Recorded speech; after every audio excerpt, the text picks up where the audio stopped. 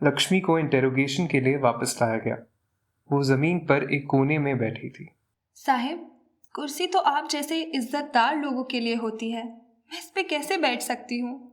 उठो और कुर्सी पर बैठो। लक्ष्मी उठी और अजीब ढंग से कुर्सी पर बैठ गई। ये एक सरकारी कार्यालय है। यहाँ सब लोग एक बराबर होते हैं। तुम अमीर हो या गरीब, कोई फर्क नहीं पड़ता। यहाँ सब लोग कुर्सी पर बैठ सकते हैं। कल रात तुम्हें कोई दिक्कत तो नहीं हुई? बिल्कुल भी नहीं साहिब। मुझे एक चादर मिली थी और कमरे में भी कोई नहीं आया। उन्होंने मुझे रोटी भी दी। तुमने कहा था कि तुम झांसी से भाग गई थी। उसके बाद क्या हुआ था? मैं एक टूटे फूटे घर में थी। वहाँ एक बहुत बड़ा कमरा था। हम पांचों चटाई पर सोते थे। उस कमरे का दरवाज़ा पूरे दिन बंद रहता था। उसको बस शाम में एक बार खोलते थे ताकि सारी लड़कियाँ टॉयलेट करने जा सके। तुम 5 लड़कियां थीं? जी साहिब। क्या कोई शरीफा भी थी? शरीफा नहीं साहिब, हम 5 थे। बुलबुल, चंपा, सलेजा, पद्मा और मैं। पद्मा नेपाली थी। रिपोर्ट के मुताबिक तुम 11 लड़कियां थीं। क्या वहाँ और भी कमरे थे? हो सकता है साहिब, हम सब बाहर नहीं घूम सकते थे, लेकिन हमें बाहर से आवाज़ें ज़रूर आती थी। तुमने भाग निकलने का कैसे सोचा? एक दिन वहाँ की मालकिन ने मुझे बहुत मारा। तब मैंने सोचा कि ऐसे जीने से अच्छा है कि मैं मर ही जाऊं। बस ये सोचकर एक दिन टॉयलेट के बहाने मैं चंपा के साथ वहाँ से भाग गई। कुछ देर बाद हम रेलवे स्टेशन पर पहुँचे। वहाँ हमने कुछ खाया और बहुत सारा पानी पिया। तुम्हारे पास पैसे कहाँ से आए? चंपा ने कुछ पैसे अपने कपड़ों में छुपा कर रखे थे। फिर सुबह बस लेकर हम किसी बाजार में पहुंचे। क्या तुम्हें घर जाने का ख्याल नहीं आया? हम और कहाँ जाने का सोचते, मुझे अपने बच्चों से मिलना था। तुम्हें कभी ऐसा ख्याल नहीं आया कि तुम्हें घर में वापस स्वीकार नहीं करेंगे? तुम इतने दिन घर से दूर रही, वो भी दूसरे मर्दों के साथ। वो तुम्हें वापस घर में कैसे लेंगे? पर ये उन्हें नहीं पता ना। उन्हें जानने की जरूरत नहीं है। हमारा समाज ही ऐसा है कि अगर औरत एक रात भी बाहर रुके तो उसे वापस घर में स्वीकार नहीं करते हैं। लेकिन ऐसा मर्दों के लिए नहीं है। ये बड़ी दुख भरी बात है, पर यही सच है। भगवान ऐसा भेदभाव क्यों करते हैं? मुझे नहीं पता। जब तुम उनसे मिलोगी तब उनसे पूछ लेना। भला मैं उनसे कैसे मिल सकती हूँ? मैंने इतनी रातें बाहर गुजारी हैं। मैं पापी हूँ। मैंने ऐसा नहीं कहा। मैंने बस ये कहा कि समाज क्या सोचता है। साहिब, मैं आपसे विनती करती हूँ, मुझे मेरे पति के पास ले चलिए। वो मुझे ज़रूर अपनाएंगे। मुझे अपने बच्चों से मिलना है। मैं कोशिश करूँगा। मैंने तुम्हारे गांव में खबर भिजवाई है। वहाँ लोग जलील शेख की पत्नी शरीफा बीबी को जानते हैं, लेकिन और किसी की पत्नी की गुमशुदा होने की खबर नहीं है। आप मुझे वहाँ ले क्यों नहीं जाते? मैं अपना घर जानती हूँ। एक बड़ा अशोक का पेड़ है, तालाब है। जल्दबाजी मत करो। हम तुम्हें वहां लेकर जाएंगे, लेकिन पहले हमें कुछ जानकारी चाहिए। ये बताओ कि झांसी से भागने के बाद तुम कैसे पकड़ी गई? हम पकड़े नहीं गए। हम पूरे दिन वहाँ सड़कों पर भटकते रहे और रात को एक मंदिर के आंगन में सो गए। वहाँ हमारे जैसे और भी थे। वहीं पास में एक नदी थी, हम उसी नदी में नहाते थे। ऐसे ही कई दिन निकल गए। और खाना? हमें सुबह प्रसाद मिल जाता था और शाम को चंपा के पैसों से कुछ रोटियां खरीद लेते थे। इतने में ही गुजारा कर लेते थे साहिब। हमने आसपास की दुकानों में कुछ काम ढूंढने की कोशिश भी की थी, लेकिन कुछ काम नहीं मिला। फिर कुछ दिन बाद हमें मंदिर को छोड़ के भी जाना पड़ा। क्यों? वो बाबा विश्वनाथ का मंदिर था। उससे ज़्यादा पवित्र जगह धरती पर नहीं है। सुबह तो लोग वहाँ उनका आशीर्वाद लेने आते थे, पर रात को हमारे लिए आते थे। हम उन्हें कई बार भगाते थे, पर वो वापस आ जाते थे। फिर एक दिन मैंने देखा कि चंपा मेरे बगल में नहीं सो रही। मैं बहुत डर गई।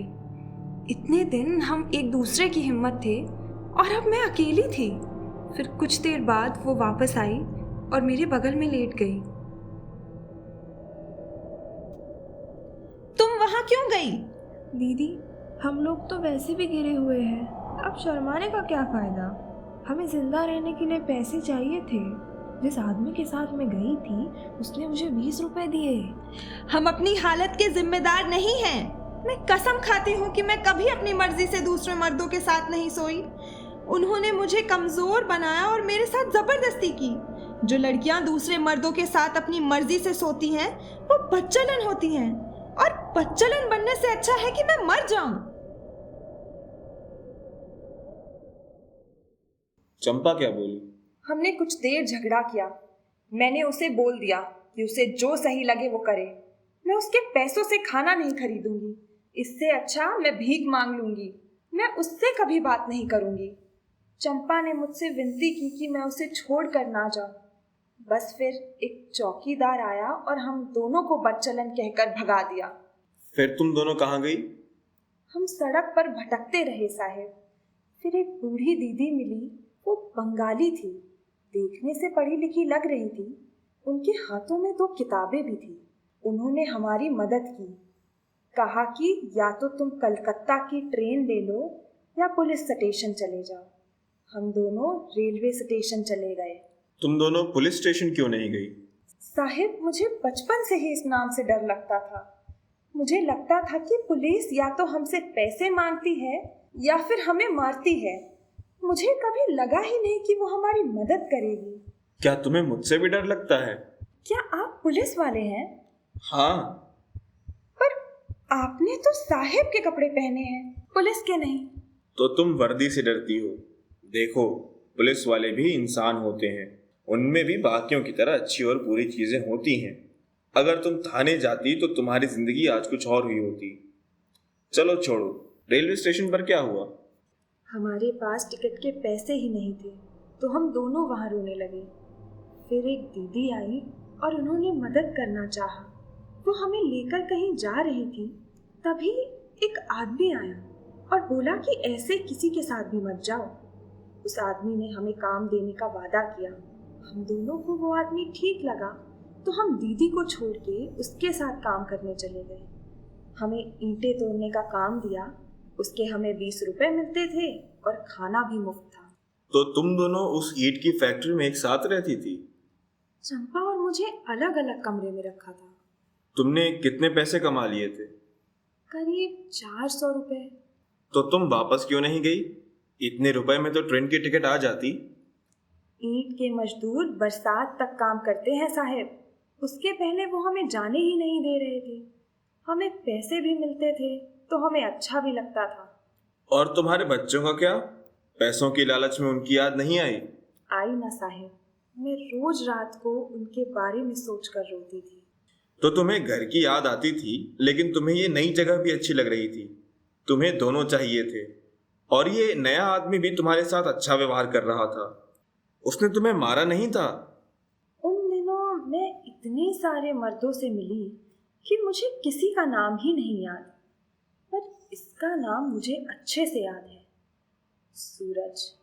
वो लंबा, वो चौड़ा था और दिल का भी अच्छा था। ऐसा लगता है कि तुम उसे पसंद करती थी, क्या अपने पति से भी ज्यादा?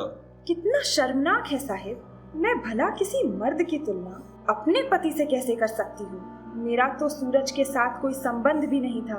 तो तुम झूठ क्यों बोल रही हो? तुमने हर रात सूरज के साथ बिताई है। तुम उसे पसंद करती थी। क्या तुमने कभी नहीं सोचा कि वो तुम्हारे पति से बेहतर है?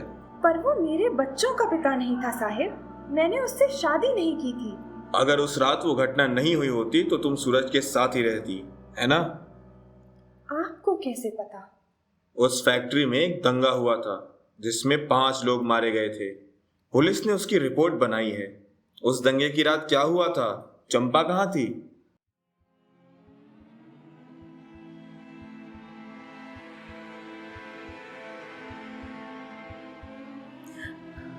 उस रात के बारे में सोचकर मैं आज भी कांप उठती हूँ।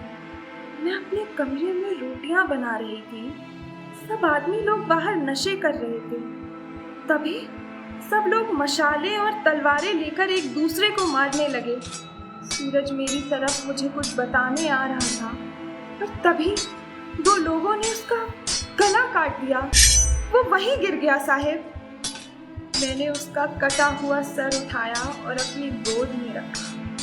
मुझे समझ नहीं आ रहा था कि वो जिंदा भी है या नहीं। तभी मुझे भी किसी ने मारा और मेरी आंखों के सामने अंधेरा छा गया। उसके बाद क्या हुआ मुझे नहीं पता, चंपा का भी मुझे नहीं पता साहेब।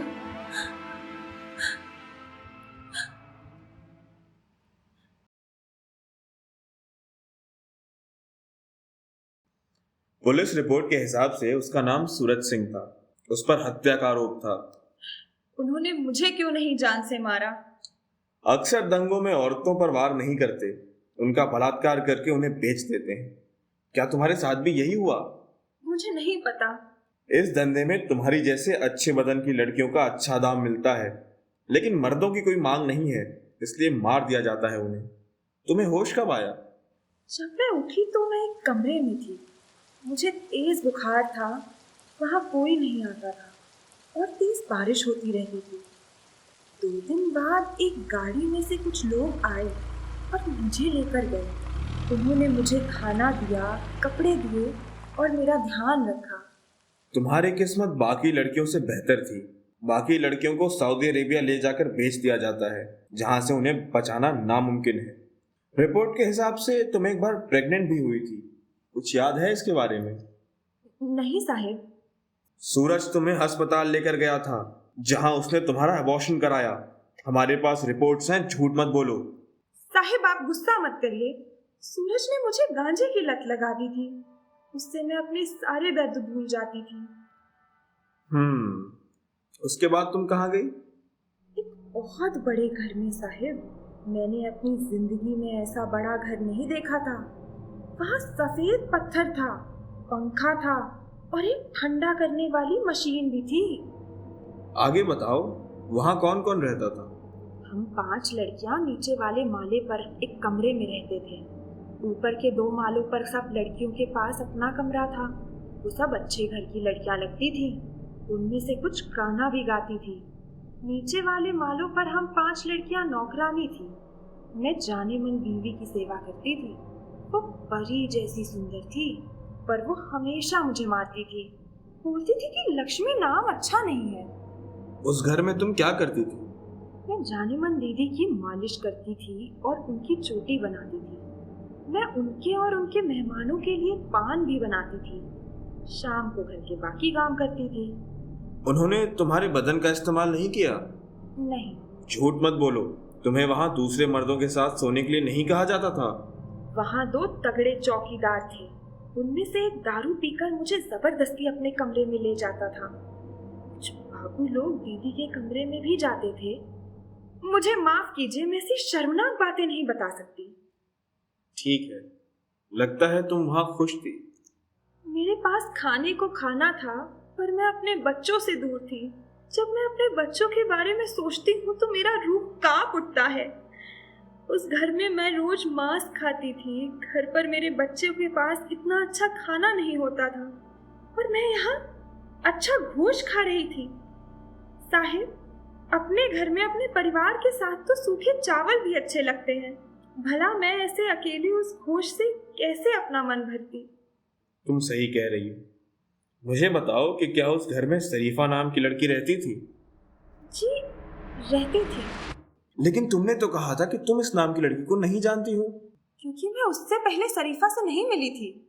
उसको लोग मुन्ना बुलाते थे। मुझे बस एक बार पता चला कि बाहर लोग उसे शरीफा बुलाते हैं। वो कौन से कमरे में रहती थी? वो हमारे साथ ही रहती थी, लेकिन मालकिन की तरह हम पर हुक्म चलाती थी। तुमने कभी उससे बात की? नहीं, वो मुझसे अच्छे से बात नहीं करती थी। और करती भी क्यों? वो जवान थी, सुंदर थी, उसके ज्यादा अच्छा बदन था। शरीफा की मौत कैसे हुई थी? मुझे नहीं पता, मैं आखिर तक वहाँ नहीं थी साहिब। आखिर तक? मुझे सब याद नहीं है साहिब। तुम फिर झूठ बोल रही हो। वहाँ पे जो हादसा हुआ मुझे उसके बारे में पता है, मेरी फाइल में सब कुछ है। तुम उससे मैं वहाँ थी या नहीं? वो हमें ज्यादा पैसे नहीं देते थे। आसपास काफी चौकीदार भी थे। मैंने भागने के बारे में सोचा, पर बाकी लड़कियों ने भागने से मना कर दिया। तो तुम कैसे भागी? मैं भागी नहीं। एक दिन 2 बाबू जानी मन दीदी के पास आए। दोनों खूब नशे में। उन्होंने जाने मन दीदी को नाचने को बोला, लेकिन ना ही वो और ना ही मैं ठीक से नाच पाए। फिर एक बाबू ने दूसरे को थप्पड़ मारा तो उन्होंने अपनी बंदूक निकाल ली और अगले ही पल हर जगह सिर्फ खून ही खून था। वो बाबू बहुत गुस्से में चिल्लाने लगा कि मैं सबको मार दूंगा। दीदी और मैं जल्दी से जल्दी भागने लगे। तभी एक पुलिस की गाड़ी दिखी। मुझे तो लगा कि आज मेरी जान चली ही जाएगी। लेकिन इसी पुलिस की गाड़ी ने तुम्हें बचाया। हाँ साहिब। तुम दिल्ली में थी, वहां बंगाली लड़कियों की अच्छी डिमांड है। दिल्ली की पुलिस ने कुछ दिन तुम्हें अपनी कस्टडी में रखा और फिर हमें सौंप दिया। अब तुम्हें डरने की कोई जरूरत नहीं है। साहिब, क्या मैं कभी अपने घर जा पाऊंगी? हाँ, मगर पहले मुझे अपनी इन्वेस्टिगेशन पूरी करनी है।